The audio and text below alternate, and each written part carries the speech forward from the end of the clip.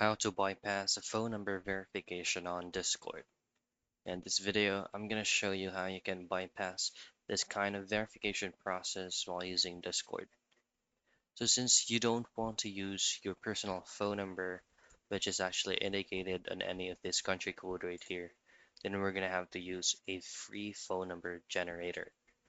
So simply pull up your preferred web browser, but on this video, I'm going to be using Google Chrome.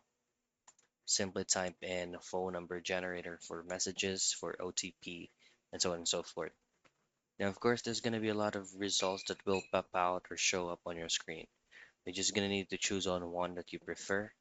So, for example, this one. Now, choose what specific country you will be using. So, say, for example, we're going to be using it into United States. Just simply copy this number generated on your screen. Go back into your Discord. Change to the country code depending on what you choose from the website, and then paste it under the phone number tab. Hit on send and re-access the phone number generator that you used for you to receive the one-time password. Copy it and then paste it on Discord. And that's it. That's how you bypass phone number verification on Discord.